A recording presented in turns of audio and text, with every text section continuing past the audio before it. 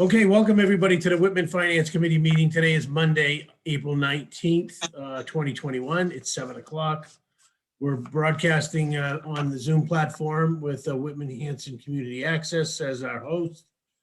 Our agenda was emailed in advance. Everybody should have a copy. I'll just go over quickly the minutes. There's a few typos there on the agenda with the meeting minutes. So April 13th was actually the joint meeting with the Board of Selectmen. Our last meeting was April 12th. So that's the only outstanding meeting minutes I think that we have. The meeting minutes for the 13th would be the responsibility of the Board of Selectmen because it was their meeting. So reserve fund stands at $37,321.20. The public forum is suspended due to the pandemic. If anybody wants to get some information to the Finance Committee or has questions, they can certainly send an email. Rick R. Anderson at whitman/ma.gov. So we have listed on our agenda new business, ATM, and special town meeting warrant. We actually don't have a voted warrant yet. Also under old business is the budget, which we also really don't have at this point. Subcommittee reports are still a standing line for our agenda. Whitman Hanson assessment, non-mandated busing and audit are on there as well. Other business, we have 3 communications and then from the town administrator and possibly the accountant, who I don't see Ken here today, an update. So upcoming meetings. So this is a kind of a substantiated thing, but upcoming meetings, the likelihood that town meeting is going to be delayed is going to enable us to have additional meetings, hopefully to make recommendations on this budget. So with that, I think we'll turn to our town administrator, Lincoln Heineman. Thank you for being on, Lincoln. As a follow-up from our meeting with the Board of Selectmen, it was suggested that perhaps you could give us a little bit better of an overview of how this budget presentation that you made is actually going to move forward. So appreciate it. Sure. Thank you very much, Mr. Chairman. So I actually was just spent some time today preparing a document, sort of a crosswalk, if you will, to demonstrate a little bit hopefully clearly, as to the proposed consolidated lines and how they relate to how the budget has traditionally been shown with the mini more lines. So I'm happy to go through that. And I'm also very happy, you know, at your pleasure, Mr. Chairman, and the committee's pleasure to go through individual lines and talk about what went into the thinking in changes in particular lines. So would you like me to start with the crosswalk, or what's your pleasure? Well, I think it'd be a good idea, yeah, to start the general overview of the crosswalk. Is that something the committee wants to hear about? Okay, yeah. So we're all ears. Okay, just a moment. I'm going to share my screen here. Just a moment, please.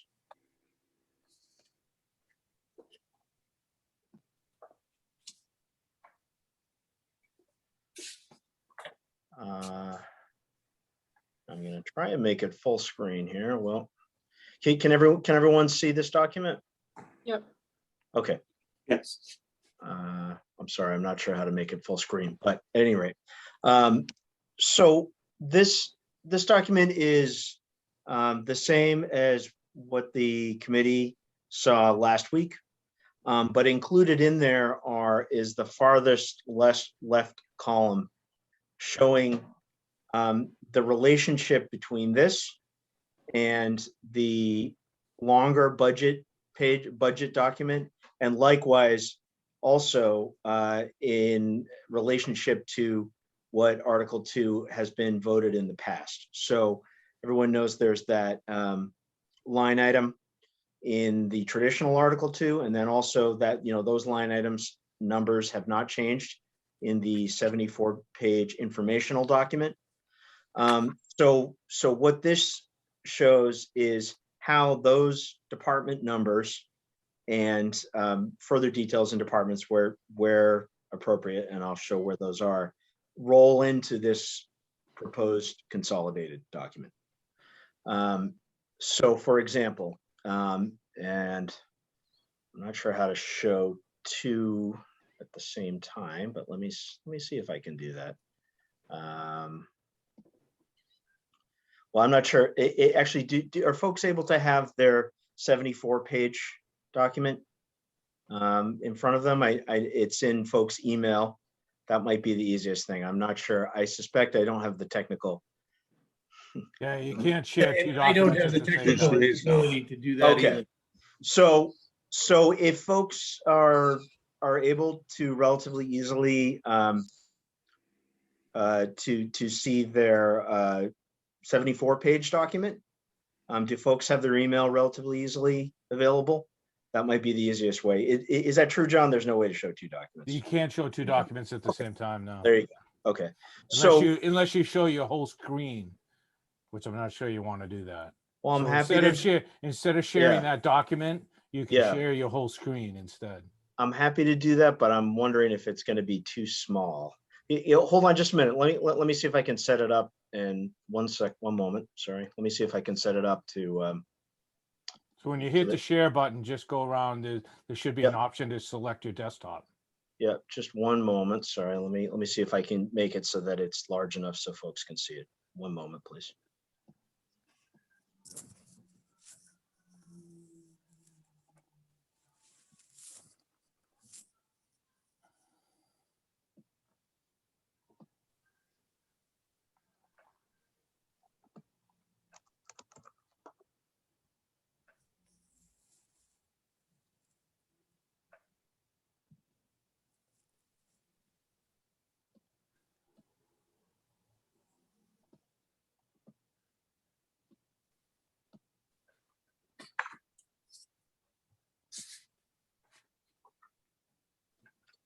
Okay, just a moment.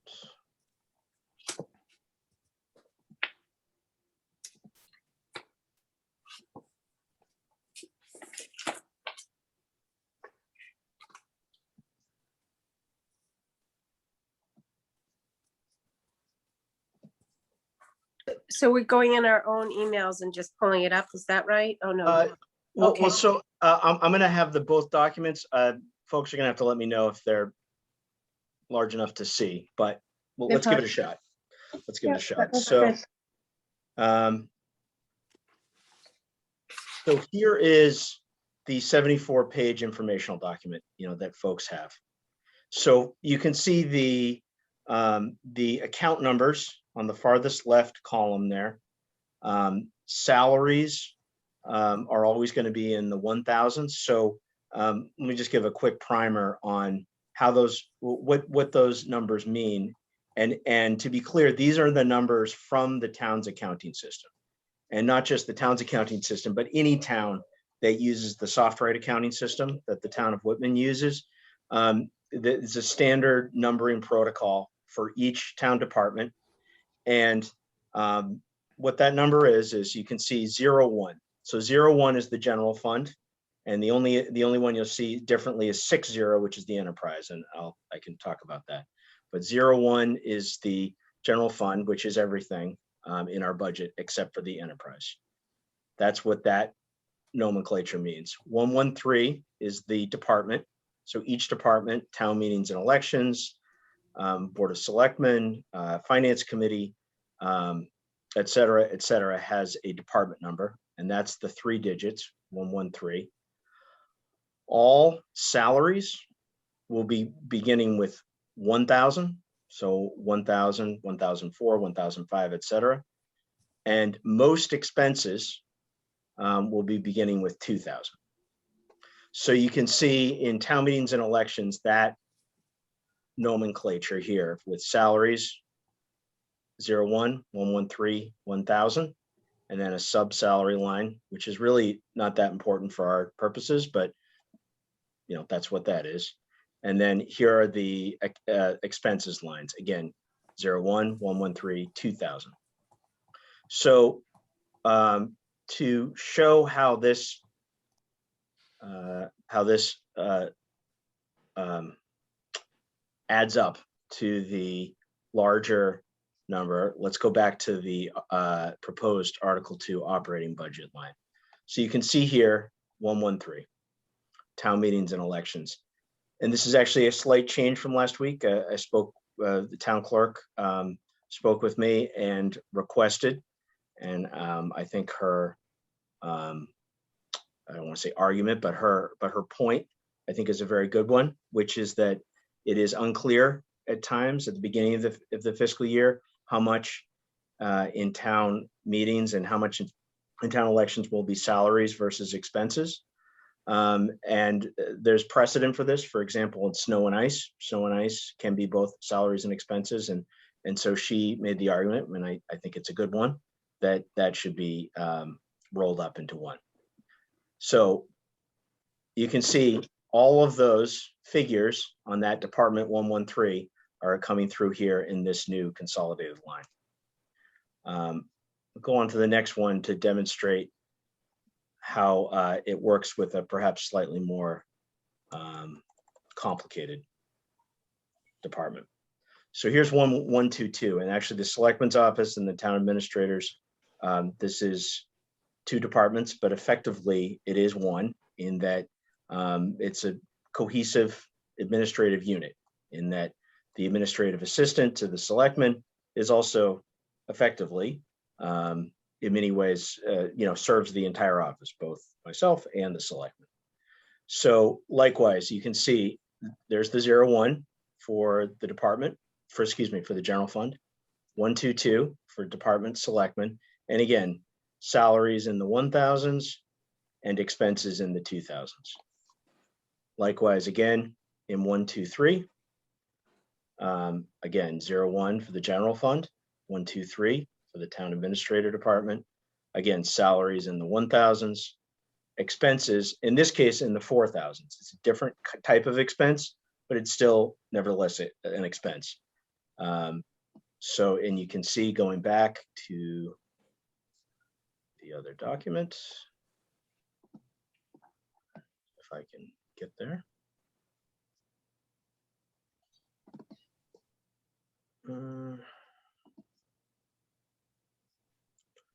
Somehow, here we go.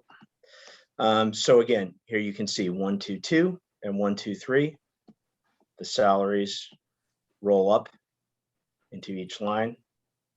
What's appropriated in 21, what is a proposed number from me, and then what the recommended number from the finance committee will be. I'll go down so that convention stays the same and is pretty straightforward. So for example, the finance committee in the 74-page document, that's one department, one page, 131. Likewise, 132, the reserve fund, 135, the town accountant's office, and so forth. I'll go down to one that is, sure. Was there a question? I'm sorry.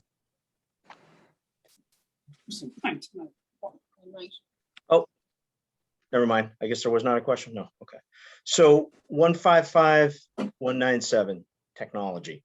So here's something that's slightly more complicated, although I wouldn't say that complicated, but slightly more complicated, and I'll show what that is. So technology has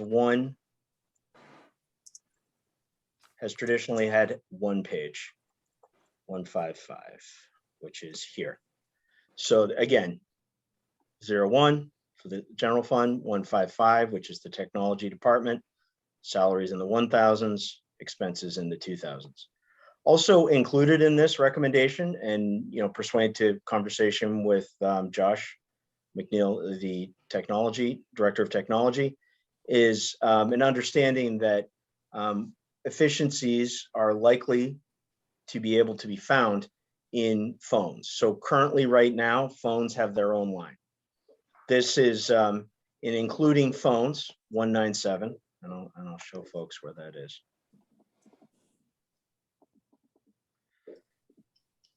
And including as a recommendation, 197, central telephone in the technology department's expenses.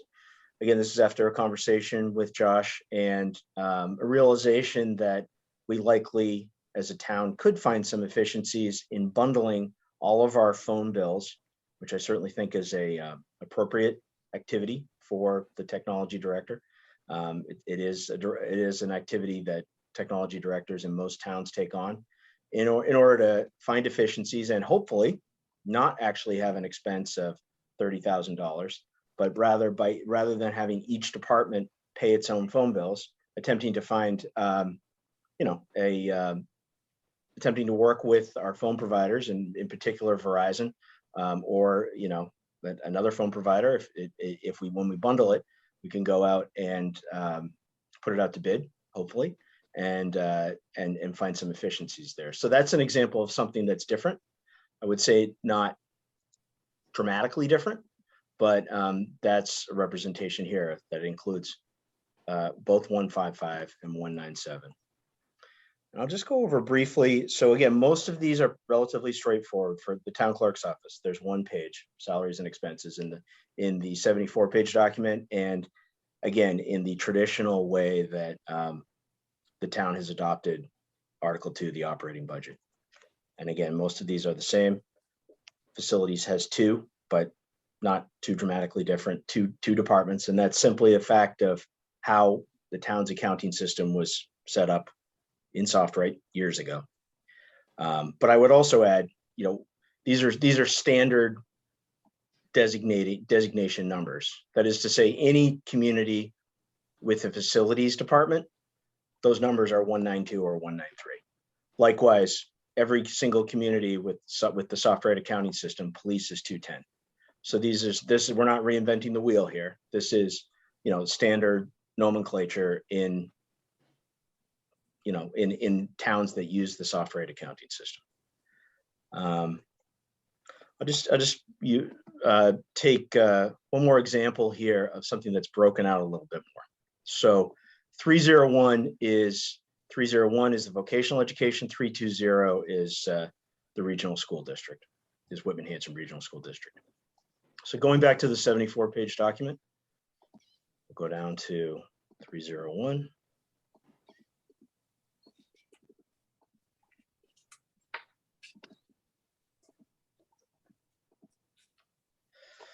So you can see in each department, there are individual lines. And in order to provide some increased transparency, in the same level of transparency that we have now, while this is one department, vocational, this is South Shore VoTech, that's that line. And again, 01 for the general fund, 301 is vocational in general.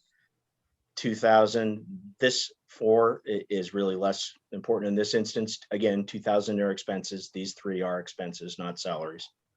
And each school or expense has its own unique identifier, 322. So in the rolled up, consolidated, and the new crosswalk document, you can see the more specific granularity within the department, 320, 2000, 305. Each of these has its own distinct line item as opposed to a full department. And excuse me, I was just highlighting. This is vocational. And then again, the same system would be in place here under this proposal for this regional school district. That really pretty much, that's pretty much it, I think, as far as sort of the particularities of individual items being rolled up. I'm sorry, I just mentioned 2 other things. One is water and sewer enterprise. So it is, in my opinion, appropriately so, next to the other Department of Public Works department, Highways and Parks.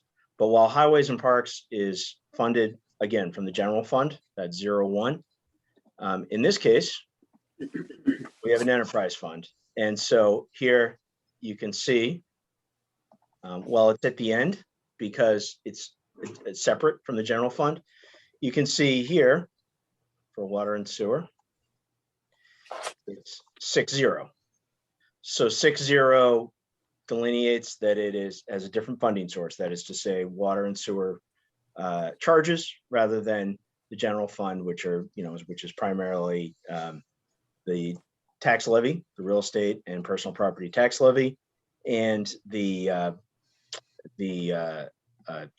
primary source obviously is state aid for the general fund. So, but otherwise the convention is the same. It's 6-0 because the funding source is different, but otherwise, again, department number, salaries in the 1000s, expenses in the 2000s. The final thing I just want to add, again, I broke it out in the interest of transparency, but just to demonstrate, is townwide expenses. So that is on the final page 5 of the proposed consolidated budget. So most of these have their own department: 914, 915, 914 for employee health and life insurance, 945 for general liability insurance. These are legal bill. This is the legal bills that the town incurs. And here's payroll taxes, FICA. All others here because they are relatively smaller items and they are not their own departments per se, but this is what's represented here in the all other departments. So this includes items throughout. So for example, I believe 136 is audit. It's the town's audit expenses. 189, let's see. 189 is a nominal $500 that we budget for in case someone's first language is not English, so that if someone comes to a town department and needs help, there's a service called Language Line where we can get translation on demand via the phone so that we can help that person who's coming to town hall looking for help. So again, 189 is here. Interpretive services, 189, and again, some other smaller departments, 195 and 196. Without looking, trying to get there, 189, 195 and 196. So 195 is the printing and production of the town report. 196 is mailing and photocopying expenses town-wide.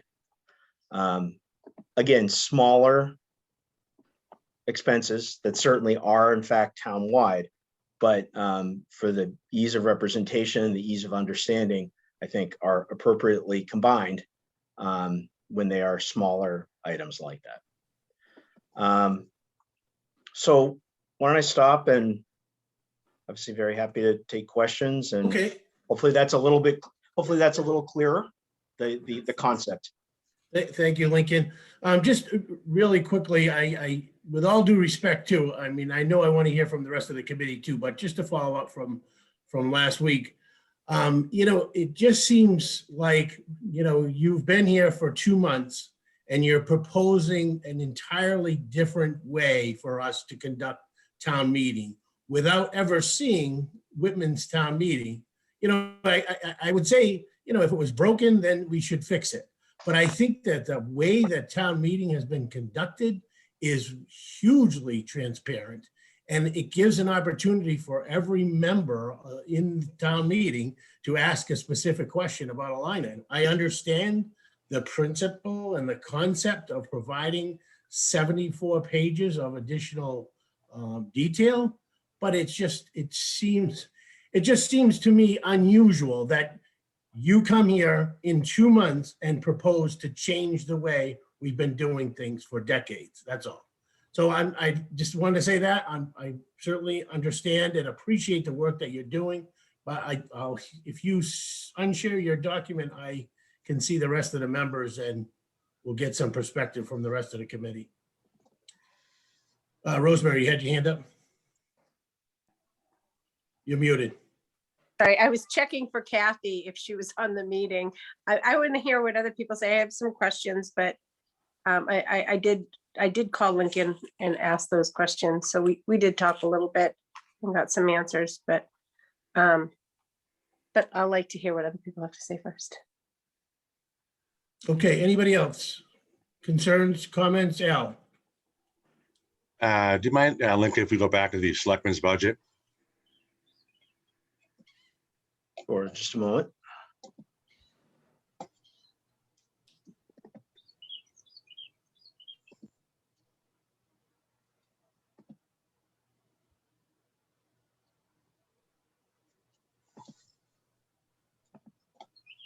Okay. We go into details, salaries, and the assistant town administrator, your salary in particular. Yeah, and I should note, there's one thing, I needed Ken's assistance in doing this, and this is going to happen. It's actually a holiday today. So he was out, but gonna get his assistance in representing this in the accounting system. But one thing I want to note is that, in fact, my salary per my contract is $142,800 in fiscal year 21. What is also included in my contract is the possibility, and I want to underline and stress possibility of vacation buyback on an annual basis if it's not taken. And so the salary number here, simply because there was no other accounting line to put it in. The salary number here is I simply wanted to make sure that that amount that is in the contract, that it is funded in case it does happen. It may not happen. In case it does happen, that it's funded. And one thing that I'm going to speak with Ken about tomorrow is adding a new accounting line, which, to be clear, is a standard practice. Accounting lines are added and deleted all the time, to make it clear that the salary line is $142,800, and that another new accounting line is the possible funding of vacation buyback. But of course, if there is no vacation buyback, then it won't be paid to me. So is that where you were going now? No, I'm not. I'm Okay. not concerned. I'd rather pay $180,000 a year. We're paying an assistant town administrator $105,000. Oh, I'm sorry. Okay, sure. That's my angle. We had a part-time in there. I think it was $55,000 a few years back before Lisa Green, with the anticipation that she was assuming the role, which is kind of different now. That's what I'm kind of looking at. I'm not. I'm just questioning. You're increasing the budget by 15%. We're asking other department heads to cut their budgets and keep it on 2.5. My concern is, I'm not worried about your salary, but why do we need such a high a town administrative assistant for that type of money? We hired you. Yep. I'm just asking. Yeah, no, so I completely understand. It's simply a proposal, and I'll tell you where that proposal is coming from. It's obviously not up to me, right? It's a proposal, and here's why that's slightly higher. I do think that the market is for someone in that position with those roles and responsibilities is higher. And full disclosure, obviously, the Board of Selectmen is the appointing authority for that position. But there are folks who I've worked closely with in the past, which, to be clear, when I was reaching out to them and seeing if they might be interested in this, the Board of Selectmen is this appointing authority, but I want to see if this is a position that you might be interested in applying to. My thoughts are too is lack of transparency when the townspeople may not see this. That's my concern when you take a 72-page document, consolidating to department heads and approving each department head without the clarity of actually people seeing it. I'm sure that people will be disappointed. From people who've spoken to me about it, they'd love to have that job at $105,000 at town administrator, assistant town administrator. That's all. Just bring it up. Yeah, no, and just to finish that thought, I think, again, this is a proposal. I think the market is there. These are people who have done this job before or very similar, and I know they could do it. again, it's not up to me, but I was just seeing, Yeah. you know, it both in comparison with that and in discussion with other folks in the area, you know, who have done this job or very similar positions as far as assistant town administrator, and No. you know, and all of them, you know, to a person. And again, you know, I know these people would be great at it. This was just a conversation to see, might you apply for this? And all of them to a person said, no, not at that salary. If it was a little bit higher, maybe I'd leave my job with, to be frank, less responsibilities than it would be under the town administrator, for which they are currently making more money. So Right. again, that's what's there. You know, do we have any comparables from different towns, assistant town administrators making? I mean, what is Hanson paying now? It was in the news. I didn't read the whole article. It was, I believe it was what, 110,000 for an administrator in Hanson? I'm not sure, but you said, I'm looking at assistant town administrator. You had mentioned before, it was 10 towns that you thought about. I'm not sure what towns we're talking about, maybe Brookline, Newton. Well, I'm happy to, I don't want to you know, some of those conversations are sort of in confidence because they're not going to apply. Fair enough. But to be clear, this was, for example, this was a human resources director in a town with 4,000 less in population than Whitman, who is human resources director, which is certainly a big component of being a town administrator. And that person is currently making 110,000. Another example of someone who has done very similar duties for a similarly sized, that is to say, in this case, it was an assistant executive director for a state agency of a similar sized budget to Whitman. Again, with similar duties, that is to say, human resources, grant writing. You know, and in the case of Mr. Noon's point, the IT, that is part of that person's roles and responsibilities at that state agency. Their salary was $108,000. So when I say comparable, I'm not referring to, you know, I'm referring to those conversations. Right. Location matters too. I'm not criticizing you, Lincoln. I'm not, no problem with your salary. Just question the town administrator assistant salary. That's all. Thank you. Rick, sorry. Okay, thank you, Al. Rosemary, go ahead. Yes, I wanted to, I mean, we're talking about salaries, so this brings me back to the Collins report, the original Collins report on salaries and comparatives. Lisa's job was in there, and I'm sure we could take that data and roll it forward and get a sense of what we might be looking at, probably similar to what Lincoln's saying, but I don't recall that amount. But I'd also like to talk about, we had more than just, we had a lot of people we weren't meeting the bar for salaries. It wasn't just that have been employees for a long time. So I want to kind of be careful about proximity bias, you know, looking out for employees that you might not be close to decision makers to ensure that their salaries are on par too. If we're doing this, just sort of keep our minds open there. Thank you. So go ahead, Dave. Through you, Chair, does Rosemary have any evidence of proximity bias? I think she's just using it as a statement, Dave. I don't think we're looking for a backup to I know, a but- restatement. I would say, thank you, David. I would say that if we had, say, a librarian, remember the librarian's salaries were very low, and we weren't looking to work that in, but we were looking to work someone directly working with the selectmen or decision makers salary up to equal, then we would have something like that. It's just something to watch, not something that's happening, David. Be mindful.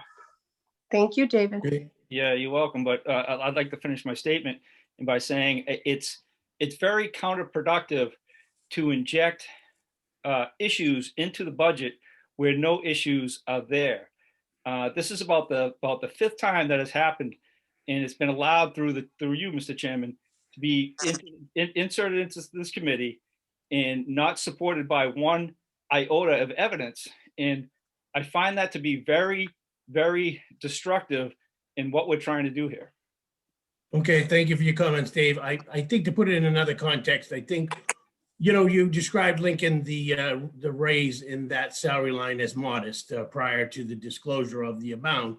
16% is by no means a modest increase. I mean, I guess it's a relative term, but I think we have to be aware of the ripple. When you propose an increase in a salary line, you are throwing, you know, a stone on the water. It causes a ripple for the rest of the town departments. That's all. I think that more or less is what Rosemary was alluding to, not with specifics, but the fact that we need to utilize the reports that we have paid for. One of them is the Collins report. It very specifically gives us some guidance as to what the salary requirement should be for each department based on responsibility. And so, Lincoln, have you had an opportunity to review that document?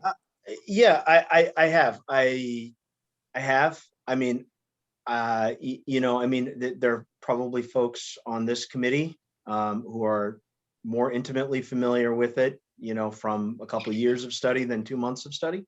That said, I do think, you know, there are some positions in town for which, as a comparable with communities, with municipalities of like-sized budgets and like-sized number of population on the South Shore, for which, you know, the town does not pay in comparably with other municipalities of like size and like size budget. There are some positions for which we pay more than you know, than like communities, and there's some positions where we're about at the right level. So that's certainly something that over time I would want to work to address, you know, but it's not just up to me, obviously, it's up to town meeting, it's up to, you know, having input from the Board of Selectmen, from this committee. But in situations where a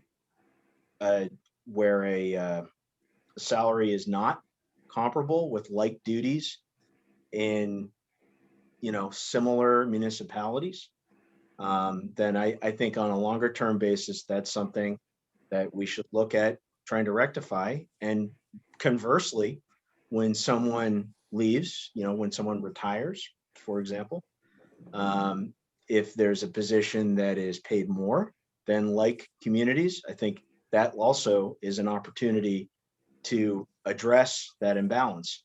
So I guess to sort of circle back to this position, one way to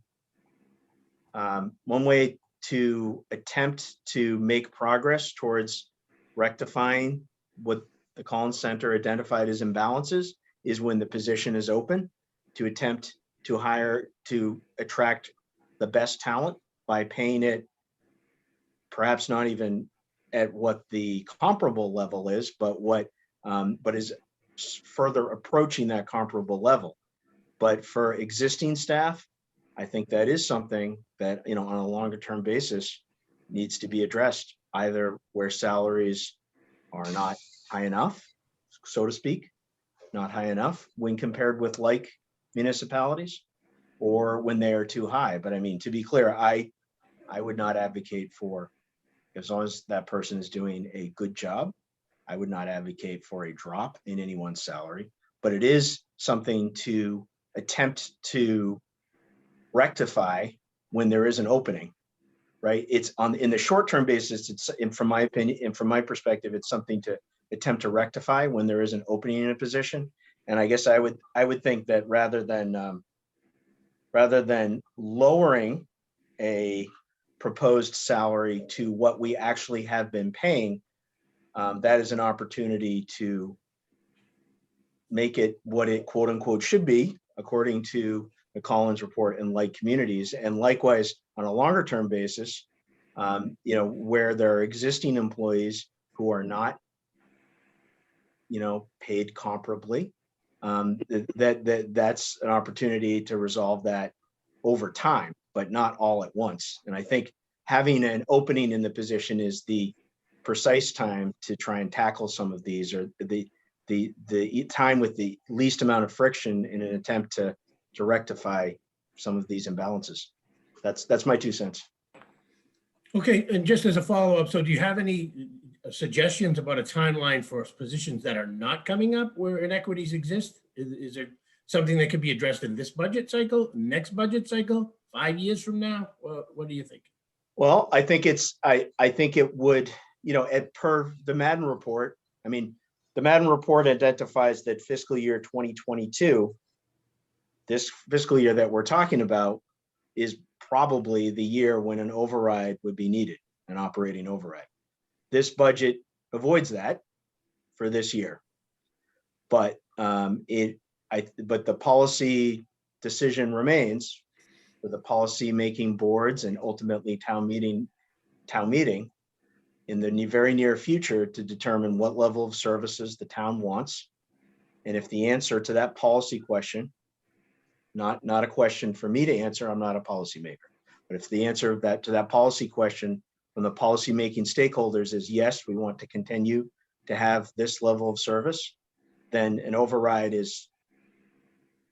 there is no other option but an operating override. If the answer to that policy question is that, then I would suggest that where there are inequities in current staff, the time to attempt to resolve that would be when we're resolving various issues when an operating override is attempted. Again, if the decision from policymaking stakeholders is that we want to continue to have the same level of services that residents receive today.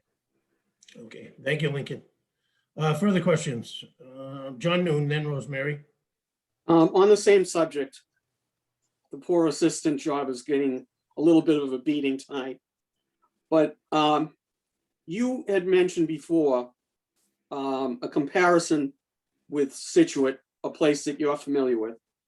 And you've indicated also, that towns of comparable size are paying more for the assistant's position. And I guess I have a problem with, at this point, the sales pitch.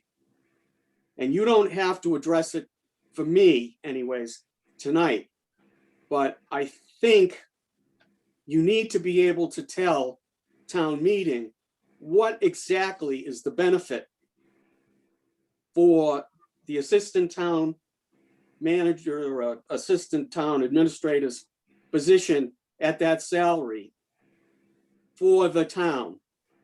Not that everybody needs one because so many other towns have them. It's what we can expect to get from that position. Keeping in mind, before you came, there have been hirings. I can't give you the whole history of the assistant town administrator, but there have been hirings based on people being townies who either have been a selectman, been on the finance committee, maybe have been a combination of both, and the position has been a trainee position. So we need to know that there's a commitment from the selectmen, which I know you can't give us, that it's going to be the best qualified with past experience in administrative roles in a town government. That puts you on the spot. I know you can't speak for the selectmen, but we have heard in past discussions, some selectmen like individuals being hired from the town.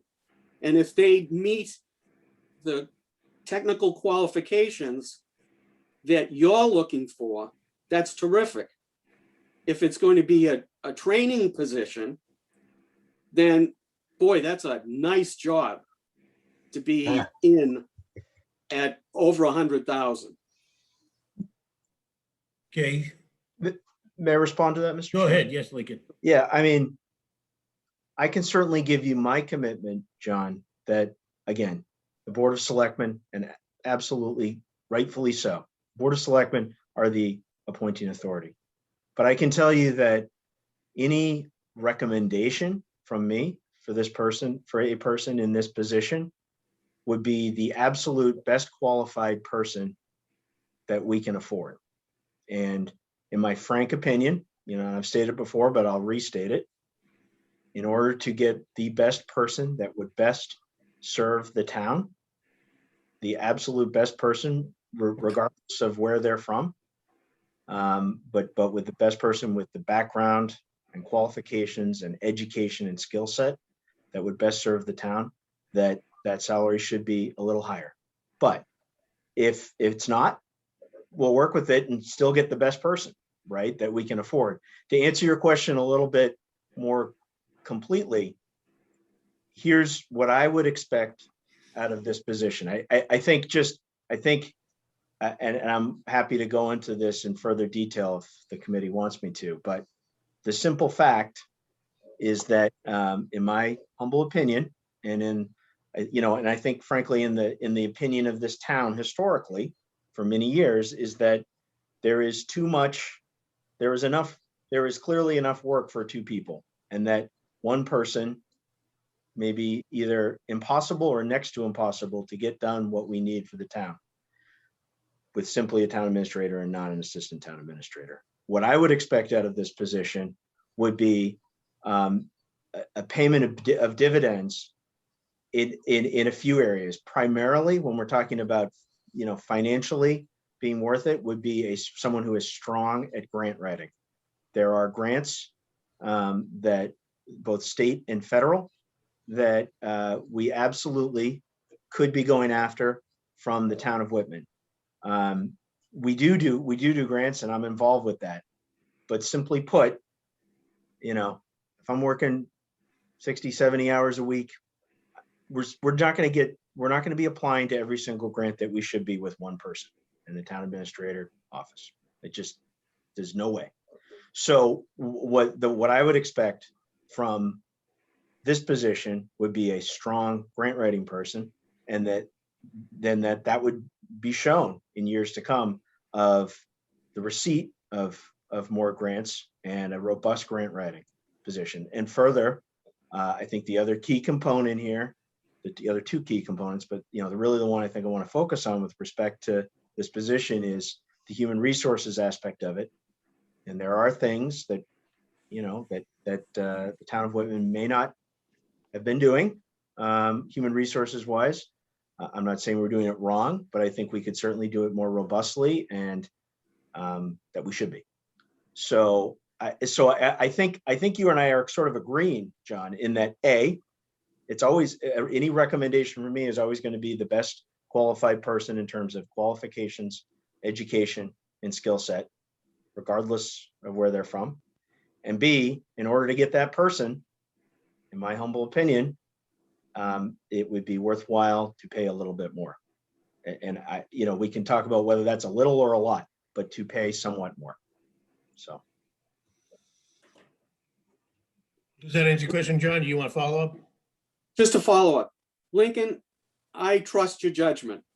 I have no problem with you sorting through candidates.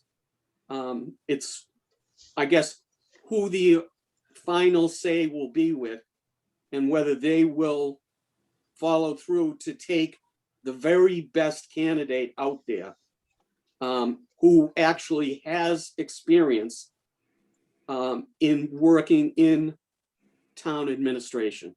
So I fully support what you're attempting to do. I guess I have a little hesitation about where it might end up at over $100,000. And I think what you've outlined to us is something that you may be called upon at town meeting, either for the selectmen to talk to the assistant's job and what's expected of it, or for you to talk to what's expected of the assistant's job. And if I could just say one other point on that, which is that if we can get the absolute best person for $90,000, nothing would make me happier. Believe me. I'm not wanting to spend more at all. I just think that, and that person may be out there. But in some, and that would be fantastic. Nothing would make me happier. But what I'm looking for is some flexibility to try and find that best person as a ceiling. But I completely understand your point, and I have no desire to spend a penny more than we have to for the right person. Thank you. Thanks, Lincoln. And John, for your question, Dale, you were next. No, just lastly, no, I was next, Oh, I was go ahead, waiting. Rosemary. Thank you. I just wanted to clarify, John brought up a question about people in town. Is there anything that would prevent us from hiring someone outside of town for this position? No, not to my No. knowledge. And then just another clarification for what you said. So you would like to use openings to get the best qualified person into the job, and that is why we're looking for the appropriate rate for and then we're looking to update other staff when we do the override or at a later date. But for this particular position, you would like to get the most qualified person for grants, grant writing, and other skills that might also bring in money. Is that my understanding? That's correct. That's correct. I think, again, I do think an opening in a position is one of the opportune times to address pay and whether or not the pay is correct for a position. And again, that, to be crystal clear, that doesn't always mean bringing a position's pay up. In some cases, in my mind, it would be bringing the pay down when someone retires. Okay. But it's bringing some equity to it. And we will be using, just as a baseline, looking at that Collins report for what that position, I know we'll have to roll it forward a few years because it's older, but getting a baseline of what that was, of course, that might change and, the markets change but using that as a baseline, could we get that information? I think Lisa's salary was in there. Mr. Chairman, point of order. We're not a policy committee. We're a recommending committee. We're recommending dollar figures. We're not recommending I'm speaking quality. to, And I'm saying there's a Rick, point of order I- issue here that I'd like the chairman to address. Can you please this has to do address with it, Mr. Chairman? finance. This has to do Dave, with finance. Dave, just, Rosemary, don't hold know- on for a second. Let me just address Dave's. Dave, I'm gonna hear from everyone. That's a 9-member committee. I'm not gonna stifle conversation because you feel it's not germane to this committee. If you feel there's something that you don't want to listen to, then you certainly can tune out, right? So Mr. Chairman, that's the way this you meeting don't is going to be understand what the conducted. Finance committee is for. Will you We please understand, correct the we finance understand, committee Dave. in their responsibilities? Our responsibilities aren't to dissect a resume of someone who may or may not apply to the town of Whitman.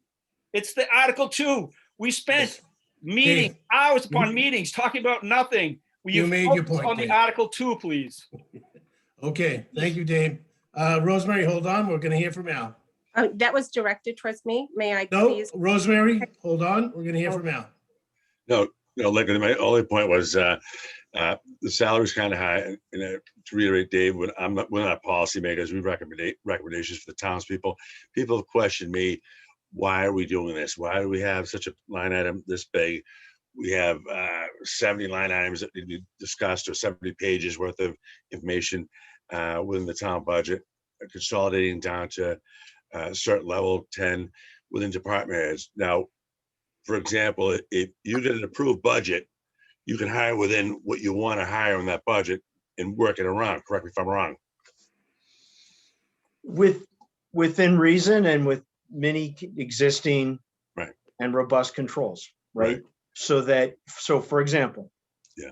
for most departments in town, the Board of Selectmen is the hiring authority, Right. rightfully so. And absolutely, this changes none of that, right? In the same way, it does not change in the fire department. The fire chief under civil services, the hiring authority, Mhm. no change whatsoever. This would Right. allow some flexibility. For example, in some of the instances we're talking about where if someone retired and we were able to find an efficiency and combine two jobs into one, Right. this would allow that. Right now, under Article 2, Right. that is under the Article 2 as it's been traditionally appropriated by town meeting, that is not allowed, Right. right? And that would only be allowed with the approval of town meeting.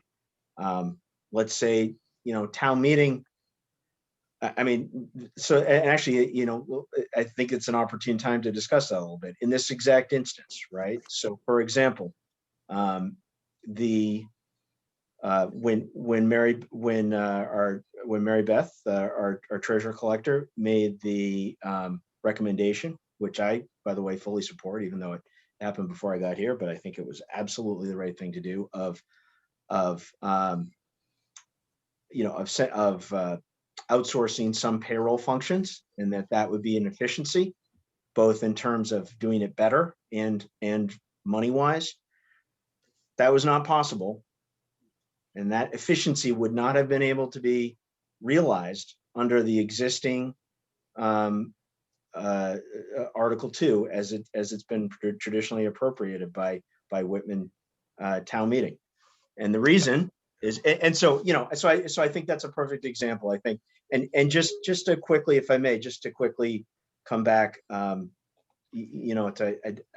Mr. Chairman, I think, a point you made about, what I do think, this is a best practice in terms of the profession, in terms of town administration, and even more specifically, town administration on the South Shore.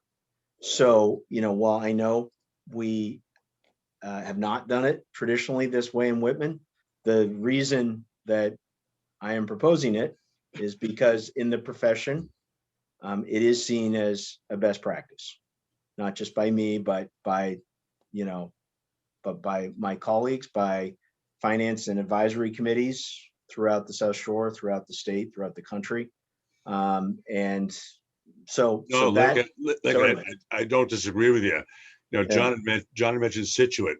We're not Situate at all. That taxes are through the roofs, and they have the ability to pay it. This is Whitman. We're next to Brockton. That's my concern.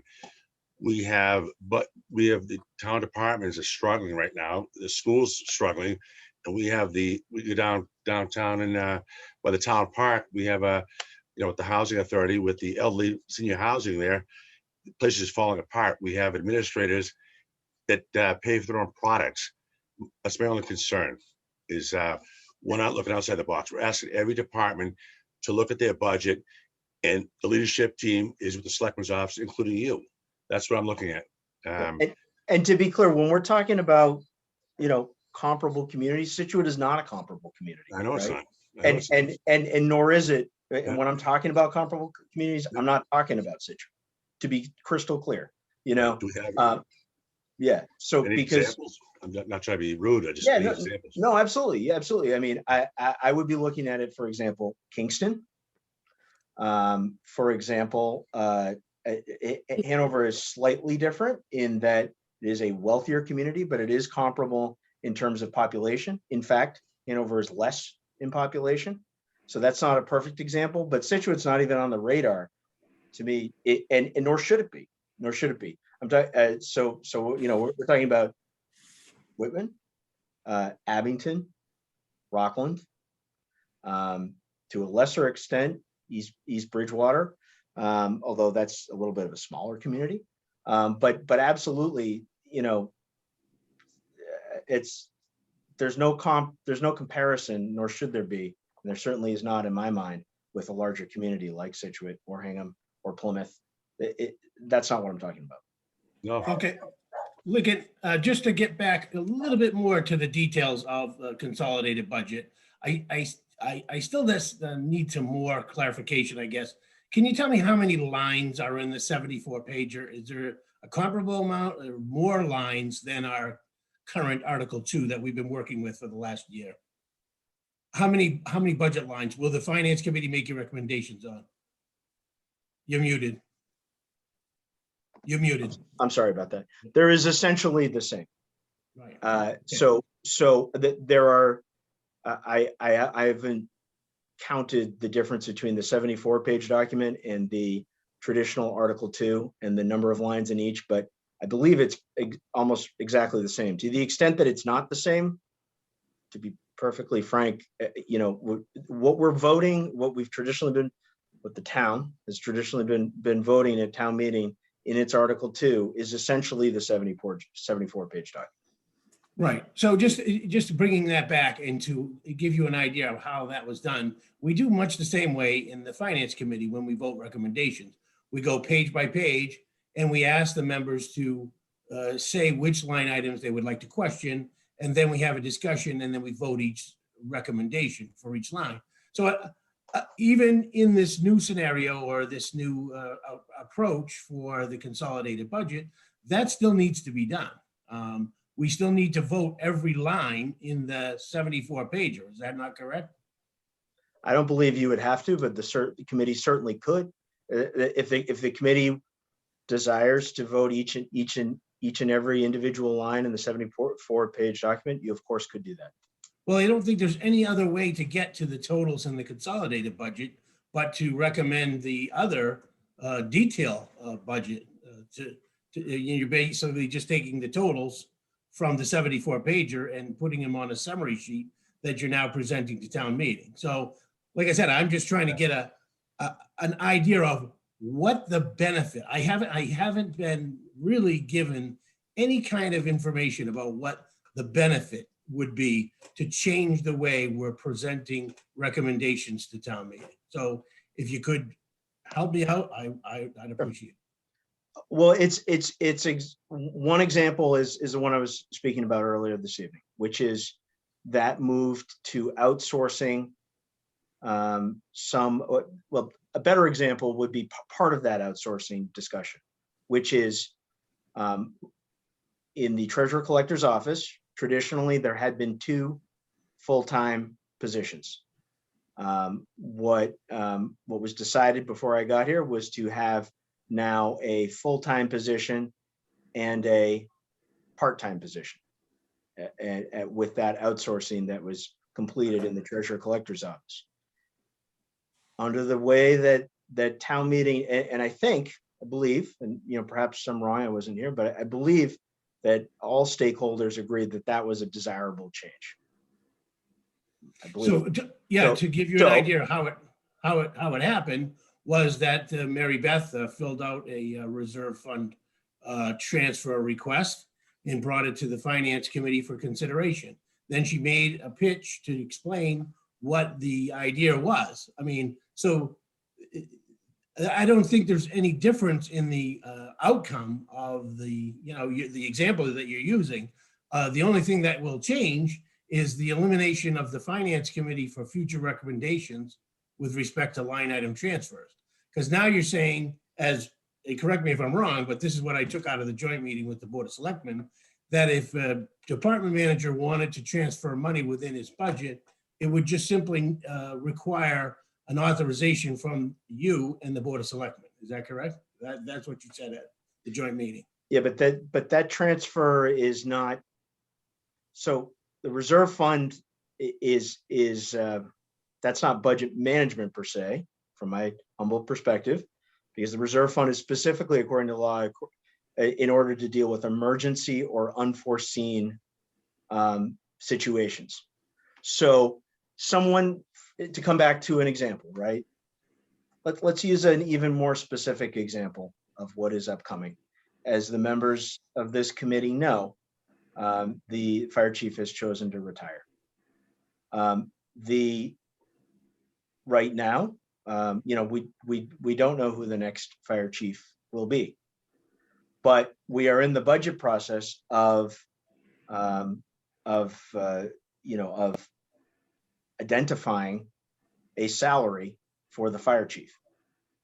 If a fire chief is not identified and hired until June, let's say, which is entirely likely or possible scenario, that there be no opportunity and no management flexibility to, for example, pay that new fire chief a different amount than what the old fire chief was being paid.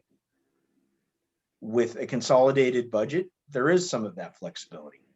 So there is able to be a conversation management wise to say, to do negotiate a contract, to reach a salary level that may be more appropriate for a new fire chief as opposed to someone who's been a fire chief since, I believe, 2007, 2008.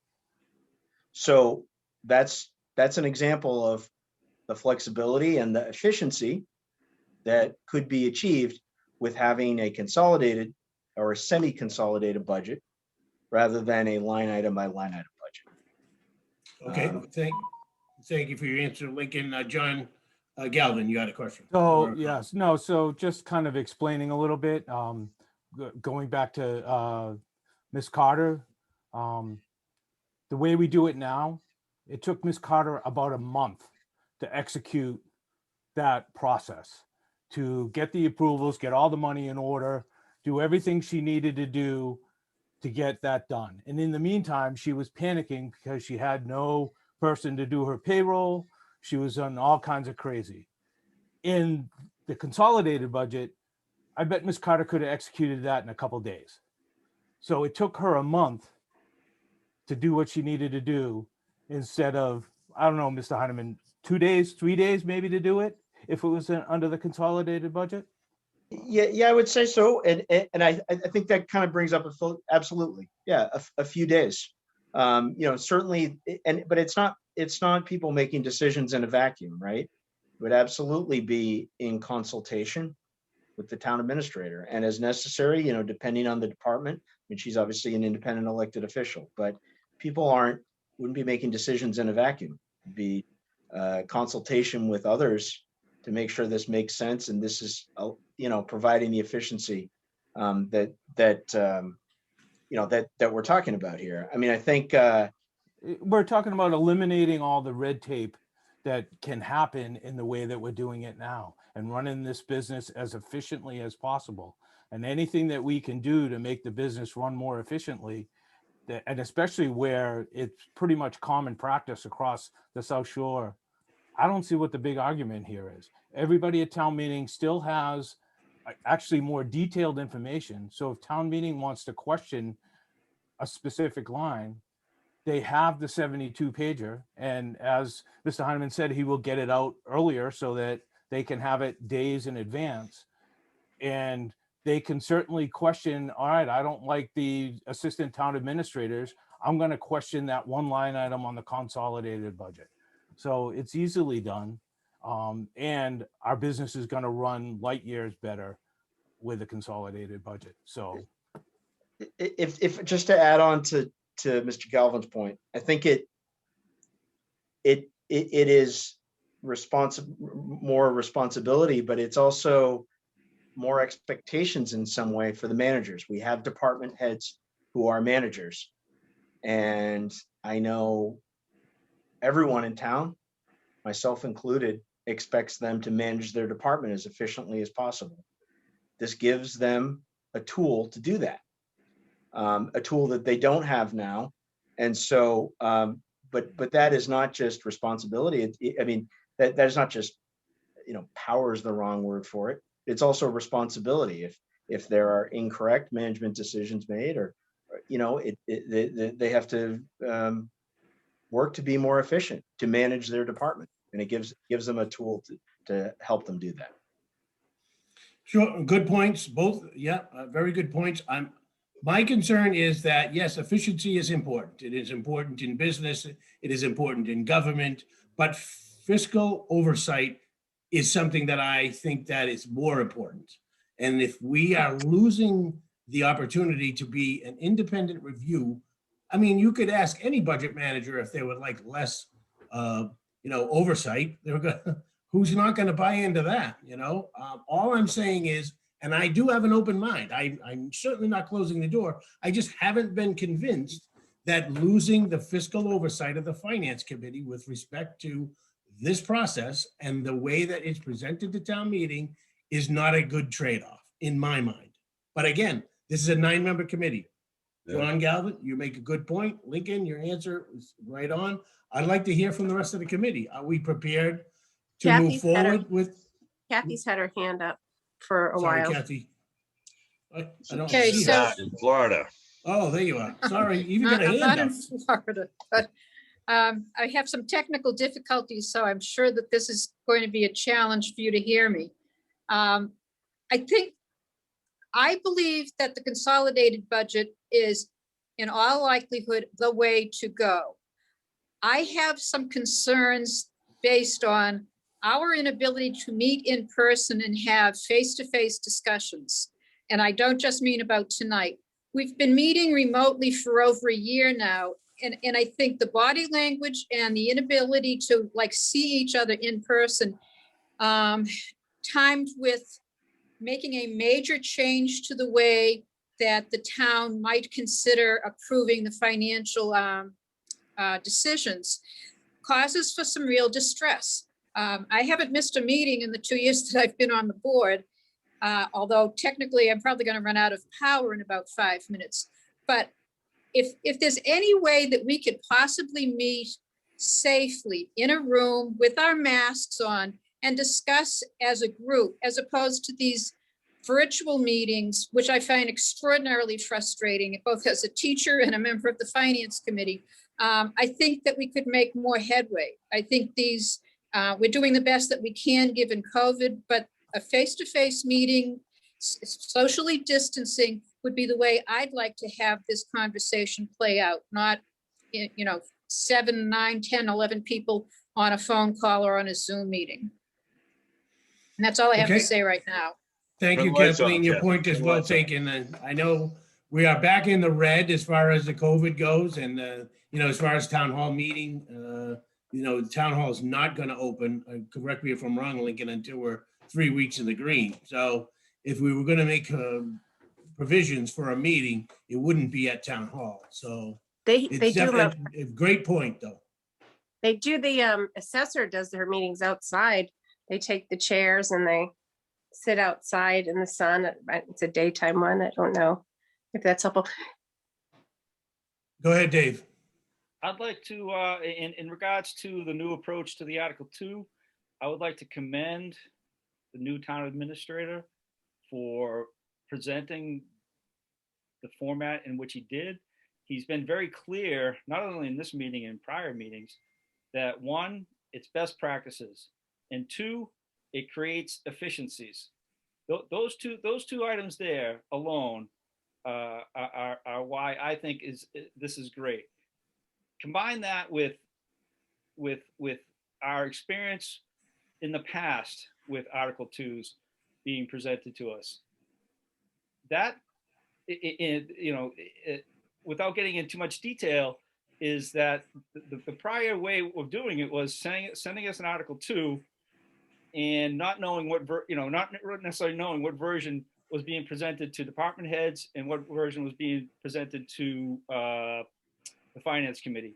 So this is pretty clear to me that Lincoln has struck a chord in terms of doing things the right way. And he's going to bring us forward in a way that will be exponential compared to the prior town administrator's ability to present the Article 2 and allow people to understand it. I understand it. I'm not sure what the difficulty is there with other members of the board, but it's truly a breath of fresh air. So me personally, I can't say any more good things. However, with saying that, you're only good as your last project, Lincoln. Right? So I mean this in a serious way, but if this doesn't work, fine. Then we're going back to Lincoln. And Lincoln's well aware of this. I've had this conversation with him. The pressure's on him. If he feels that town meeting's not understanding this, he's going to be. I'm assuming he's going to be prepared to make sure that they do understand it. And if it doesn't work, if it's in a format that's not better than the past format, and that's a general consensus around town, then that's something that Lincoln has to deal with. And I'm sure he's well prepared to to mitigate that. Okay, thank you, Dave. Chuck? I would like to say, I think everybody has made good points on both ends. It's obviously something that gives us to think about and changing the way. My little bit of a thoughts in trying to digest this, and like you said, Rick, trying to see, what is the benefit. There's, like I said, good arguments each way, but maybe at this point, maybe it's kind of like the non-mandated busking line. Maybe it's too late in the season. Maybe we've been working towards this, doing it the old way. Great idea. Is it too late? Maybe we should tackle this for the next town meeting. I mean, maybe even the people out there will say that way. I'm just wondering, throwing that out there, whereas it comes in at the late stages here. We've been working towards it, doing it a different way. Maybe it's just a little too much to bring on right now. Not saying it's not a bad idea. There are definitely some good arguments. That's just my thought. Thank you. Okay, thank you, Chuck. So Lincoln, with respect to Chuck's comment, do you think that this is going to be something that town meeting would want to vote on whether or not they want to move forward with a consolidated budget? Well, it's up to the Board of Selectmen how it appears on the warrant. So I'm sure they'll be making a decision. And I want to be clear. I mean, the reason I recommended this is because many municipalities do it. It is a best practice as seen in, by professionals in the field. But, if it's not personal, right? If the town doesn't want to do it, then it doesn't do it. It's just, And it's not up to us. Exactly. It really is up to them. Exactly. It's a suggestion. I do believe it's the right thing to do, but it's not personal. It's up to the Board of Selectmen how the budget appears on the warrant, and it's obviously up to town meeting what budget is adopted and how the budget looks when it is adopted. So specifically to that point, are we going to receive a final budget from the Board of Selectmen following their meeting tomorrow night? We still have yet to have a final copy of the warrant. Right. Certainly the Board of Selectmen will need to, decide how all warrants, including Article 2, appear on the warrant. I don't know for sure if it'll happen tomorrow night, but I'm sure it will happen relatively soon. So in order for the Finance Committee to start voting recommendations, we need a document. That's all I'm saying, right?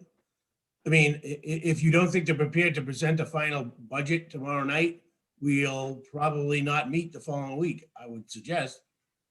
Do you have some dates that are thrown out there for town meeting and logistics? Yeah, so again, this is obvious. This is also a decision for the Board of Selectmen, but it does not appear as though town meeting will occur on May 3rd. And so we'll be presenting some options to them tomorrow night, and they'll be making a decision. Okay, Al, and then John Noon. Is there a reason why it would be May 3rd? Primarily entirely because of COVID, because after being in the yellow, according to the state's designation system, for a few weeks, we now have been in the red for 2 weeks. And there's a clear, clear desire by the Board of Selectmen to hold town meeting outside because of that reason.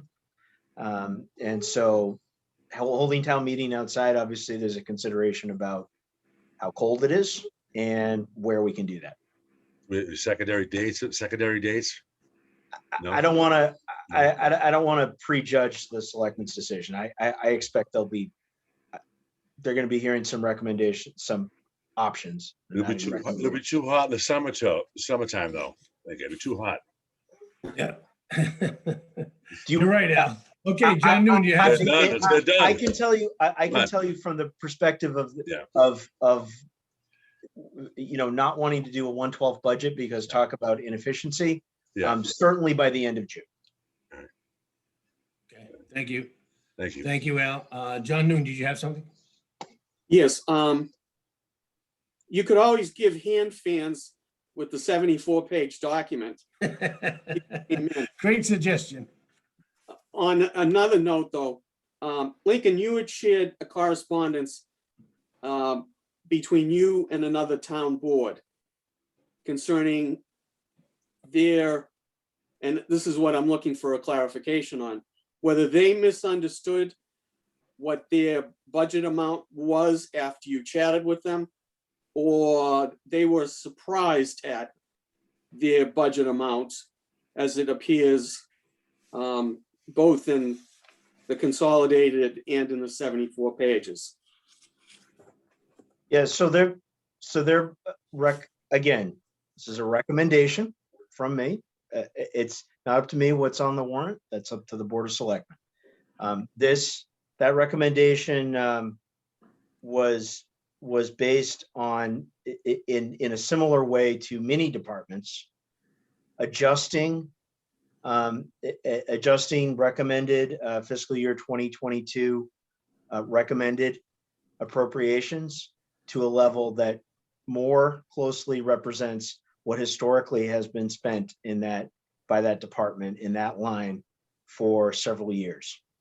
So in that case, that department for 5 years has not spent more than what the recommendation is in this document before you. And so there is no quote unquote cut. That is to say, no, there's no expectation that less funds would be spent than in the past several years, but rather bringing the budget down to what historically actually has been spent. And in fact, still higher than what has historically been spent, but bringing it a little bit more in line with what historically has been needed. And just to be frank, that I was pursuing that across many departments to avoid an override this year, to bring the budget into balance and do it in a way that does not directly affect the services being provided. So it just in follow-up, would it be your feeling that the department or the chairman should have been aware that this was an expected recommendation on your part? In other words, yeah, I mean, so that was, I believe, a $202 reduction from what the request, from what the intended request had been. And so I'll take responsibility for not having a deeper conversation about that $202. That's my responsibility. It is not a real world impact on that department's budget. But yes, that was a communication that did not occur, and I apologize for that.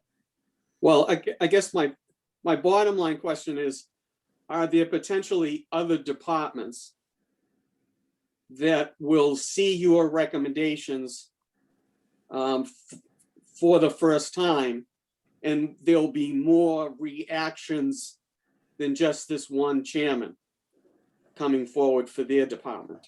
I don't believe so. With departments with full-time staff, all of these conversations have been had. This was an oversight with I don't want to minimize $202, but it was not a significant amount in comparison to the entire budget. But I certainly take responsibility for not having that communication. But certainly with all full-time departments, with departments with full-time staff, that communication has already occurred. Okay, thank you. You're welcome. Okay, thank you, John. I apologize. There are two hands up, Kathleen and Ralph. Yes. So apologize. I really haven't been paying attention to the physical hand. So go ahead, Kathleen, and then Ralph. So you want me first? Yes, go ahead. Okay, it's a quick question, but I doubt it'll have a quick answer. And it's really, Lincoln, with the, if there's this move to the consolidated budget, what role do you see the finance committee playing in the recommendations? How does this change our role? You You muted. I'm muted. I apologize. No. I'm sorry. I was muted. Lincoln was. In terms of what the finance committee's role is as laid out in the town's bylaws, I don't see any change whatsoever. The role as identified in the town of Whitman's bylaws is to make a recommendation on the budget to town meeting. And that would not change in any way whatsoever from my perspective. Okay, Okay, thank you. okay, thank you, Ralph, and then Al. All right, I don't have how we all feel about this. And basically on the idea of going towards a consolidated budget, I have to back up Lincoln in this, because if other towns are doing it, and if this is something that's being mandated or recommended by state offices, I think we ought to get in step with everybody else. That's just my feedback on it. Well, we appreciate your feedback, Ralph. Thank you very much. Who else? Anybody want to chime in on Al? Next year, or this coming budget, though, the finance committee is down to $35,000 as a budget. Should we get $100,000? Why do we go down to 50,000 to 35,000? You're talking about the reserve fund, not the budget. Reserve fund. Sorry, my Yeah. apologies. Reserve fund. That's So a similar, Lincoln- from my Go ahead. perspective, that's a similar conversation. So that's just looking at historical usage of the reserve fund, which has been, I believe, for several years below $35,000. I think I'm sorry, I don't have that right in front of me, but I think significantly below. And so in a similar conversation to the conversation we were having earlier about that department and many departments throughout town, just attempting to find budget savings, avoid the override that the Madden report said was almost inevitable in fiscal year 2022 by bringing actual money spent down somewhat more in concert with what the historical levels have been. I think that the aside to that too is, hopefully, knock on wood, we are coming out of COVID here. And hopefully some of the uncertainty, the reserve fund is for emergency or unforeseen expenses. And my hope, I think based in some reality, is that hopefully we in fiscal year 2022 will have fewer emergency or unforeseen expenses than we did in fiscal year 2021 and 20 because COVID hopefully will be in the rearview mirror. Right. No, it's great. Thank you for the answer. And back to you, Ralph. Ralph, I want answers. I want results, and I want examples. Thank you. Thank you, Al. All right, I think we've heard from everybody. John, you get another? Go ahead. I have a couple of questions. Both are a little bit off topic.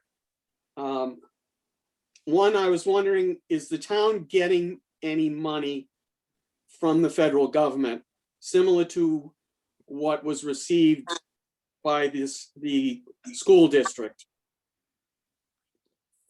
Yes, we are. And I'm going to give you the exact dollar amount that we expect.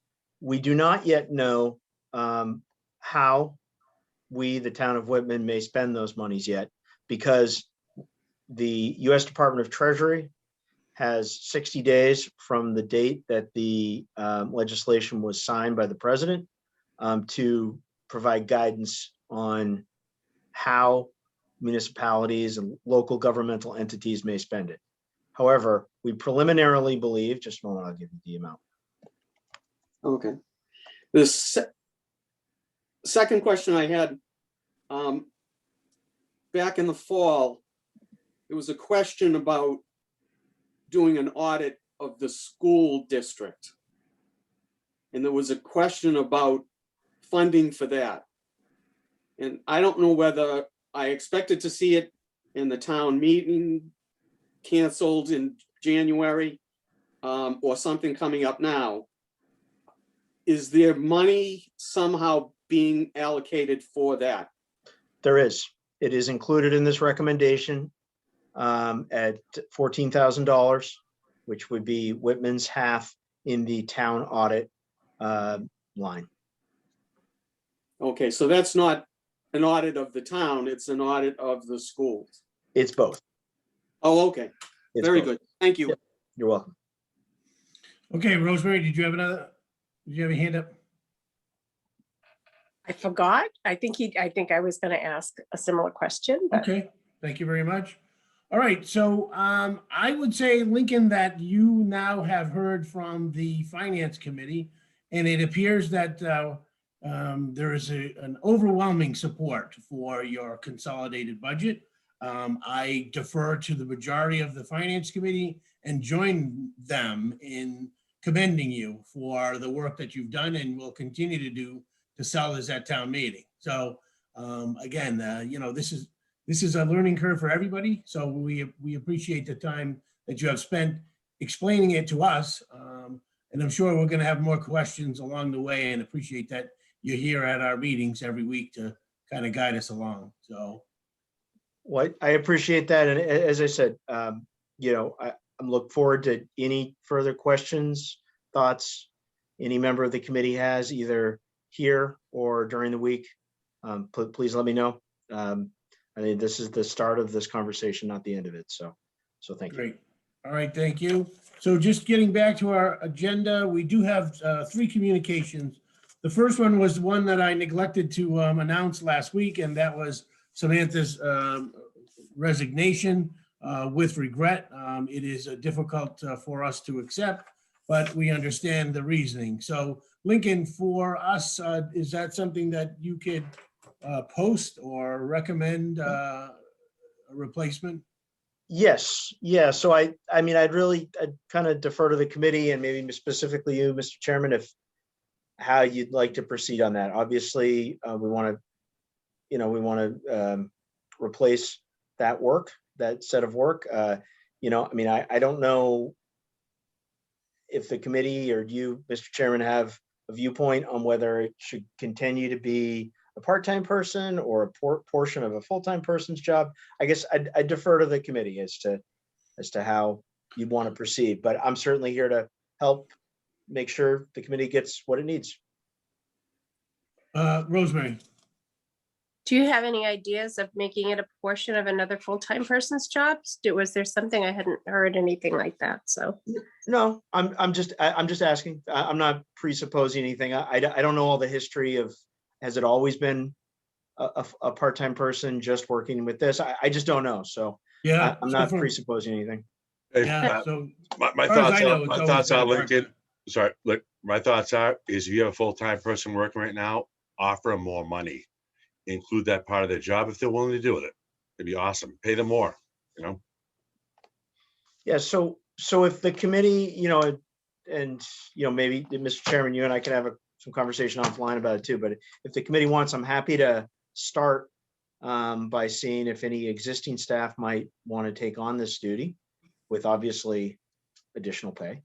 And that, if that's, I don't want to presuppose anything, but if the committee wants to go in that direction, I'm happy to pursue it. Well, I think just because Samantha has committed to staying on until town meeting, unless town meeting doesn't happen until December, I think she's committed to staying on until we do have town meeting sometime in June.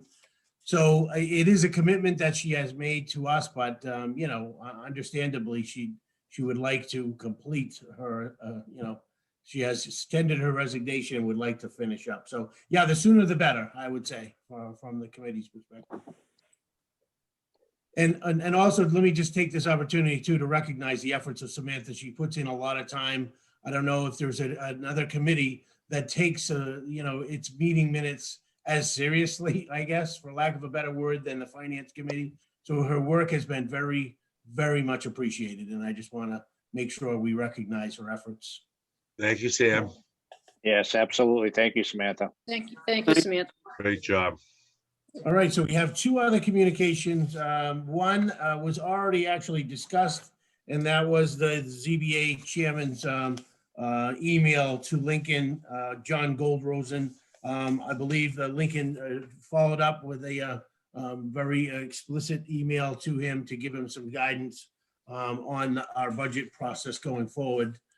The other one is from the Whitman-Hanson Regional School District. It is dated April 15th, and it is addressed to our town administrator.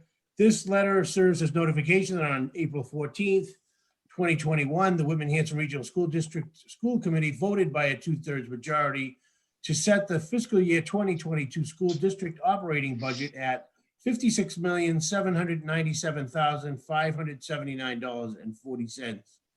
So the total operating assessment of $28,751,020.94 to be shared by the towns in accordance with the PK through 12 Whitman Hanson Regional School District Regional Agreement. So it does set our assessment, operating assessment at $16,104,903.22. Non-mandated busing at $411,746, and capital at the high school, $427,834.98. And it is signed by David E. Leary, the Whitman Hanson Regional School District Treasurer. So questions, Rosemary?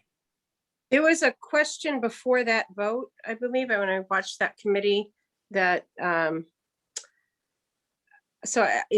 they said they were going to check it out with the attorney. Did they get the information if that vote was allowed?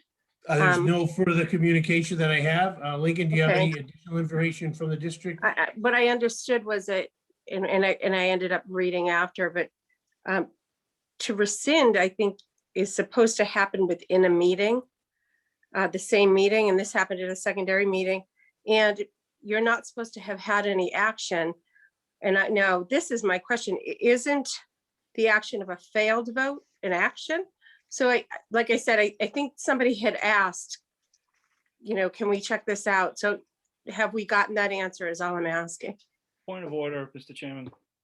Lincoln, Point of order. Dave, Lincoln is going to answer the question. Thank you, We Dave. have, this committee has no responsibility to make determinations on someone else's committee. Point Dave, of order, we the can't question put is- forward. Communication. Hold on, please Point of order. hold your conversation. The question is legitimate. I'm going to allow it, Dave. Thank you. The objection is duly noted. We're going to answer the question. Thank you. All The, we're asking, Lincoln, has there been a subsequent communication from the district on the there has legality? not. There has not. The question about the legality of that vote would be squarely to be answered by the district's council. Right. I'm not an attorney, and I wouldn't ask our council because it wouldn't be their answer to, it would be the district's council to answer that. Right.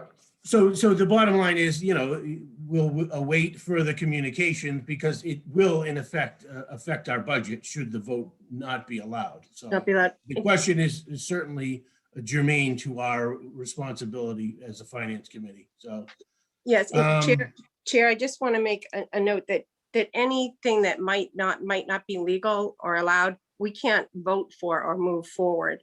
So my question was germane. Okay. I would ask that that there'd be some check on a committee member who likes to follow me and undermine everything I say without merit in the future. Thank you. okay, your point is well What do you think taken. about Rosemary? Okay, we're moving on. Here we go. We're into the discussion about subcommittee reports. Building Facilities Capital Expenditure Committee. Dave, anything from your committee? Yeah, our committee doesn't allow individual members to take snipes at other members within a committee. Dave, do you have anything? I do. On the good of the order for the committee? Yeah, point of the order, Rick, right. Let me finish, please. So our committee is run very professionally, and it's done so in a manner that the chairman does not allow outside innuendo to enter the committee, and the chairman does not allow members to get on a soapbox in order to rise themselves to a higher position. So our committee, the Capitals Committee, has no new news because we voted all capital articles and nothing has changed. Okay. We commend you for the work that you do, Dave, as I often do. Is there anything that the Whitman Hanson Regional School District Liaison would like to present? Kathleen? With regard No, to I the- watched the meeting and I share Rosemary's concern about the legality of the vote, but that has to be determined by the school committee, not by us and not by the town. Okay. And sorry, I skipped over John Galvin. Anything out of the Whitman Middle School Building Committee? Yeah, actually, there is a lot, and if it's okay, Lincoln, I'm going to defer to you since you sat in the meeting on April 14th. The MSBA Board of Directors met with several members of the Whitman Hanson District, including Mr. Heineman, and announced that they have invited the district into a feasibility study. So that means we passed module 1 and we're moving on. And Lincoln, since you were there, I'll let you give some color on it. Yeah, I think that's, I mean, you hit the high points. Thank you, John. Certainly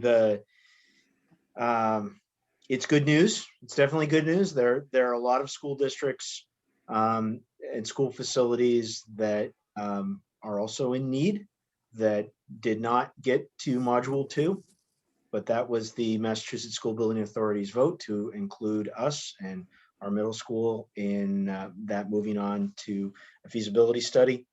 So now, you know, the current steps forward, I know we have a school building committee meeting scheduled Monday. Sorry, John. Monday, thank you. Next Monday. A week from today. So I think there'll be some, you know, some further information there about what the next steps are. You know, I think the primary decision point, I think not in the completely near future, but relatively near future, is the discussion about whether this will be a 5 to 8 or 6 to 8 school, grade level school. So that obviously will be, I think, a key decision point, you know, for various stakeholders to have some input on. And I think that'll also be part of the feasibility discussion as to try and get an idea from the amount of monies that town meeting has already appropriated for a feasibility study to hopefully have a clearer picture as to what the cost differential is between those two options. Not necessarily, you know, not necessarily the educational policy perspective on it, but the feasibility study is just that, feasibility monies. And so hopefully that study, as we go forward with it, will give a clear indication and hopefully is sufficient monies to have a clear indication as to what each of those options might cost. So, and to answer Mr. Noon's earlier question, our preliminary federal stimulus amount from the new American Rescue Plan, pursuant to U.S. Treasury guidance, is $1,501,143. So, Thank you. you're welcome. Okay, thank you very much. Okay, so that really exhausts the items on the agenda. Just want to touch on the schedule a little bit. So I did post for April 26th, and I did post for May 3rd, just with the expectation town meeting was going to be delayed. I will be away next week, so if it's amenable to the board, I would suggest that maybe if the budget and the warrants come out of meeting with the Board of Selectmen tomorrow, they can be distributed to the committee, and the committee could have some time to formulate questions and then reconvene on the first Monday in May to start voting recommendations. Does that seem reasonable to the committee? So Lincoln, can you commit to getting the Finance Committee the information just as soon as it's available? I know you will. Yes, definitely. Whether the Board of Selectmen approves a warrant tomorrow night or not, I will get a new draft out to the committee. Okay. And then, so I'm going to cancel the meeting that is posted for the 26th, but the meeting for May 3rd is posted. So I would encourage everyone to be available for the meetings in May, because these will be the meetings that our votes for recommendation to town meeting will be tabulated. And it's always nice for them to add up to 9. So does anybody have anything else on the good of the order? Rosemary? It's just a quick question. Lincoln had mentioned earlier about being one that could pull in grants and that we were missing opportunities. Did you have a sense of how many opportunities we're missing, or how much we can expand with this, or was this just what you've seen? It depends so much year to year. It really does. You know, as far as in particular with state grants, about what, for example, there is a grant program called MassWorks. And the Mhm. amount of monies available each year is entirely subject to how much monies the state legislature appropriates to it. So it would be really difficult to put a dollar figure on that. However, it's certainly something that I think we collectively as a town might want to look at expanding is applying for more things. Okay, so when you're saying expanding, just for clarification, do you think that we haven't done it as well as we should have, and that we're looking for somebody that could really maximize that? Is this, I guess that's what I'm asking for when we're increasing this Yeah. budget. I wouldn't personally say we haven't been doing it well. Okay, I don't think it's not that we haven't been doing it well. I think maybe we can do it better. But I would in no way say we're doing it wrong or badly. okay, thank you. You're welcome. Okay, does anybody have anything else? If not, I will entertain a motion to adjourn. So moved. Okay, Second. we got a motion and a second. Roll call vote, John Noon, Yes.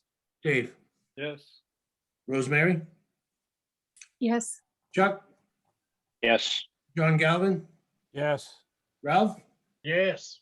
Kathleen, Yes. Al, Yes. and I vote yes as well. Thank you all for your participation. Good questions and answers. I appreciate all of the input from every one of the members of this committee. So Thank you, until we Lincoln. see you Thank you. in the first Monday in May. Stay safe. Thanks, Thank everyone. you. Everybody. But, Have a nice Good night. evening.